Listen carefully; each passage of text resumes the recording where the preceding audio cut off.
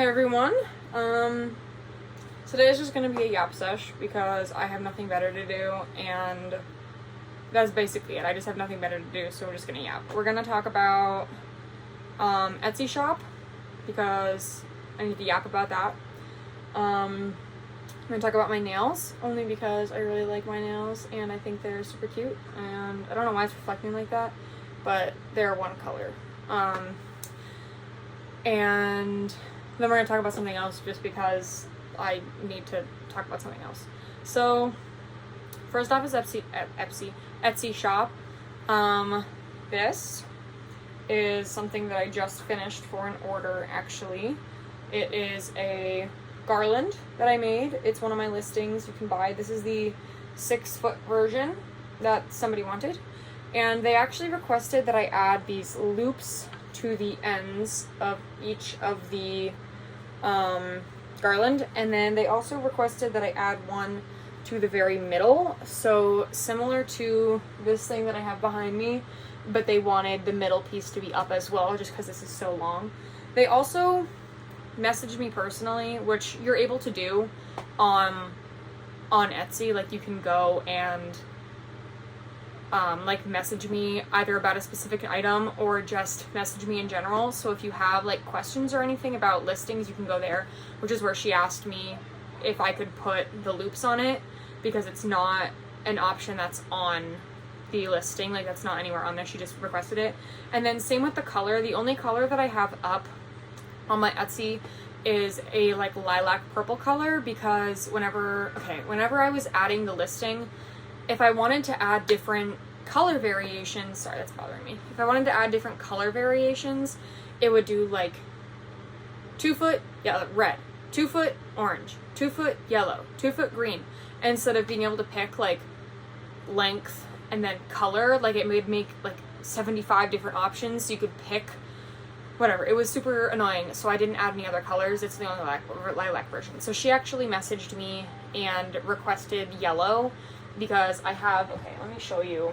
I have this whole basket under my bed from whenever I did my yarn haul. I like put away a bunch of yarn, but this is like all full of yarn colors. So I sent her a picture of all this yarn, and I had it laid out a little bit nicer than that, but she asked if she could have the yellow, which is why I made it yellow. So if you want something, as long as it's not too outrageous, or like if it costs me extra to buy more yarn, like if I don't have that color and you want it like sparkly or something like that, then I'll probably charge a little bit more and I'll make like a separate listing and then send it to you so that way you can order it off of that because it'll cost more. But as far as like if you need it in a different color and I don't have that color listed, you can just ask and I'll try to make it work. But yeah, so I did the custom loops and the custom color for her, no extra charge. Just because like why would I charge extra if like it's stuff that I have readily available? I was just too lazy and stupid to make it part of the listing whenever I initially did it. So yeah, and then another thing about my Etsy shop is, one, go check it out because I got nothing to do and I'm like getting no orders, which I know I shouldn't be like, give me orders, like order farming. But as far as like views come, I'm getting a lot of views. Like my account gets a lot of, in like a week span, it gets a lot of views each week, like maybe 40 each week, which I think is a lot. Like 40 people, like I don't even know 40 people, I think.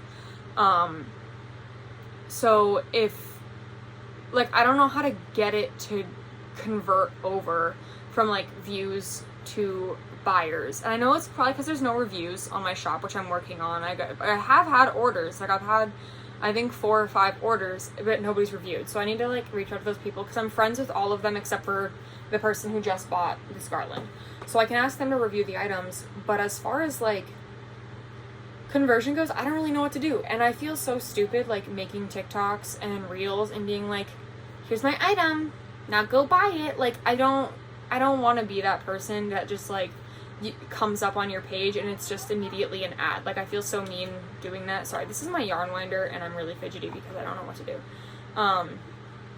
So yeah, if you want to go order something, like, please do. But also, if you have any suggestions for things that I should make, let me know in the comments, because I want my Etsy to be appealing to my viewers and the people who, like, look at my shop. Like, I want them to look at my stuff and think, like, wow, I really want that. And as far as, like, the garland goes, this is the most favorited and viewed item out of all the stuff that I have. I have, like, a bag, and I have other flowers and a, like, bandana to, like, wear in your hair. Like, I have that on there, but this garland is the most viewed and most favorited item on my entire shop, which is crazy to me, but, you know, I guess if that's what people want, like, I could feed into that a little more.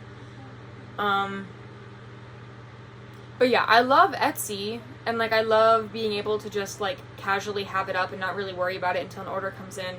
I'm actually shipping out the order tomorrow. But just the fact that I have to either A, pay for ads, or, like, add fish on TikTok, like, it just makes me feel so stupid. Yeah, it, like, enrages me, because I don't want to be that person, but I know I have to. We're gonna change topics because I'm bored, and we're gonna look at this. It's backwards for you. Azure Beauty Dip Powder Kit. I got it on Amazon for, it's part of, like, the Prime Day sale, so I think I got it for, like, exactly $10. I think I got it for exactly $10. And let me tell you, if you look at my nails, these are my natural nails, by the way. They're not super long. This one's, like, really long. This one's getting there. But, like, I did these myself, and let me tell you, I thought dip powder was so hard. I thought dip powder was so challenging to do. Hold on, I'm getting thirsty. I thought dip powder was, like, challenging, and you had to, like, use certain tools, and if you didn't do it right, like, you're gonna screw up your whole nail. It's not. Let me tell you, it's not hard if you get stuff, like, if you get a kit that comes with stuff. So this is the box. Super duper cute. Love it so much. It's already open because I was too lazy to put everything in properly whenever I cleaned up my little desk for this video. So it came with, like, this sheer paper, but it basically shows how, like, the powder color, great, how the powder color doesn't directly correlate to the color that you're gonna get. So, like, one layer is going to be lighter than 3 layers. This is 3 layers of, I think, the lightest color in the box. And it's, like, a pinky white color. Like, it's like an off-white, but in the pink direction, not in, like, the yellow direction. I think that it's great. I love it. It doesn't come with nail tips. It's just, like, the powder and stuff. So I wanted to show this to you. It's got, like, the ingredients for everything on it. It's definitely all chemicals because I can't pronounce any of them. But it's actually so cool, and it's got everything in here. Hold on. So it came with, like, a card that's like, if you have problems, let us know. Rah, rah.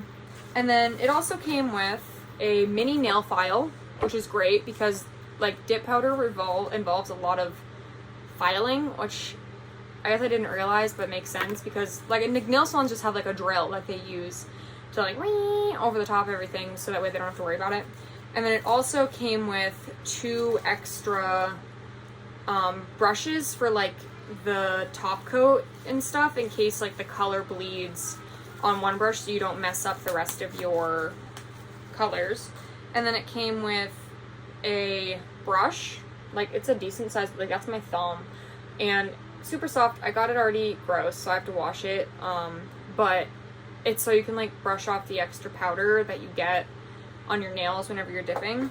And then it came with the little bowl to dump the powder into so you can, like, slide your nail in and coat it. I thought it was great. And then it came with 4 colors, and I don't know if it say the colors on them. You got 16, 67, 354, and 105.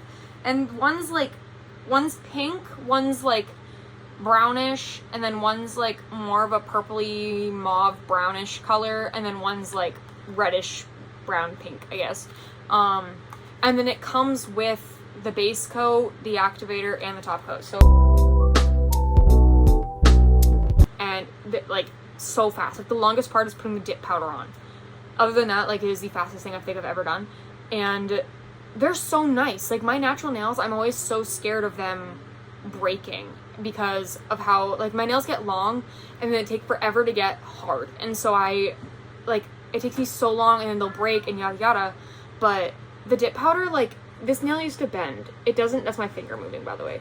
Like my nail doesn't bend anymore. Like it doesn't feel like it's gonna bend. It doesn't weigh down on my fingers much. Like when I first did it, it was a little weird because they were kind of heavy, but now they're not. And I did crack this one. I don't know if you'll be able to see it. There's a little line that goes right through there. I cracked the dip powder and it's not like peeling up or anything, so I don't really know what I did. And I didn't break I have no idea. But when I got stung by a wasp or whatever yesterday, I got scared and ran and went to open the car door and whacked my finger like this on the handle before I grabbed it, and it cracked and it hurt so bad. Let me tell you, it hurt so bad, but it was fine and my nail isn't broken or anything. Yeah, it's just, I always thought that dip powder was so hard to do, and every time I went to the nail salon, I was always so scared to ask for dip powder. I want to learn how to do, if there's a way to do designs or anything in dip powder, which I feel like there's not, but if I could get a little ombre effect in there, that would be pretty cool. Next up, because I already know how to do gel, I have a whole gel kit, I have a whole gel whatever. Next up, now that I've learned dip, I want to learn how to do acrylic. I know acrylic is going to be really hard because I'm not a lefty and I'm not ambidextrous. So doing my right hand is going to be hard, but I want to learn how to do acrylic so bad. So bad do I want to learn how to do acrylic. And then I want to take summer cosmetology classes and get my nail tech license, because being a teacher is not going to pay much, but if I can do nails on the side, it could be fun. It could be great. It could be awesome. You know what I mean? That could be something. The teacher who does nails, if the girls want to come stay with me during lunch, give me I don't know if I can do that, but if they wanted to, I could do their nails, and that could be super cute, and I could be that teacher. I don't know. But yeah, nails, love it. 10 out of 10. I feel more protected doing this, and I know that it's a hassle because I'd have to file them all off if I wanted to do other colors, but honestly I'd rather have to do that and then fill than have to take off gel polish and strip my nails and do all this over again. And for the last thing, I just kind of wanted to rant about AI and how stupid I think AI is. Can I zoom this in at all? No, I can't. Because quite honestly, AI sellers piss me off so much, because why are we small business people putting our literal time, our hard effort, and our own resources into creating designs, to producing the designs, to actually manufacturing them, to shipping? Why are we doing all of that just for people to open up a little program, type in flowery pattern with inspirational message on it, and then printing it on a t-shirt and then mass producing it, or merch for singers and then having it be misspelled words, they didn't even fact check it or anything before they pumped it out. And I've been seeing this all over TikTok. It makes me so mad, because the AI steals people's art, and so this girl made this little art piece so cute, and people were straight up Googling it on Pinterest and then copying it, or putting that image into their AI and being make this special, and then it pumping it out, and so they could print it on t-shirts and turn it into fucking Chapel Roan merch. No, I think it's stupid. I think that the AI needs to be controlled, honestly. It's so stupid to see that. And then not only that, but I used to love going on Facebook. Okay, I'm so old. I used to love going on Facebook to read all the drama from the old people from my community, and see this, that, and the other thing, or follow up with my friends' parents and see what's going on there and yada yada. But now I go on Facebook and it's all one, meta AI. No, I don't want to random Google search this one thing. I want to search my friend's ex-boyfriend's mom's cousin. Like, that's what I want to look up, or like try to find people. I want to stalk people, okay? Why is Meta AI answering questions for me that I don't even have? And then 2, if I click on an image on accident, Meta AI pops up in my messenger and starts yapping about who knows what, because I clicked on an image on accident. And then now with AI, all I see is fake news articles, and the comments are all like, yeah, so true, or like, Jesus loves you, yada yada. And I'm like, that's very clearly fake. Like, this is the people who are commenting that are all the people who told us growing up, don't believe everything you see on the internet. If you believe everything you see on the internet, like, you're gonna be stupid and you're gonna believe so many lies. Like, that's what you're doing right now. Like, you are looking at stuff like, that's literally fake. Like, that's literally fake. Like, if no news articles have popped up about that and you've only seen it on Facebook, like, it's definitely 100%, 110% fake. If Meta AI is telling me that it's real, it's probably fake. Unless it's like a dolphin or something. I believe the dolphins are real. But yeah. And then in terms of like, back to like the small business side of it, like, why are the people with AI stuff doing better than the people who are putting actual effort into their things? Like, why are we as people supporting that just because it's cheaper? Like, I honestly don't think that's okay. And like, I understand, like, especially in the state of the world, in our country, the United States of America, like, you can't really afford to shop small.